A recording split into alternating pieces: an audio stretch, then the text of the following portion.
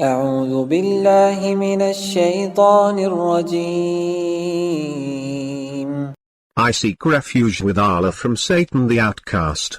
إن هذا القرآن يهدي للتي هي أقوم ويبشر المؤمنين الذين يعملون الصالحات أن لهم أجرا كبيرا.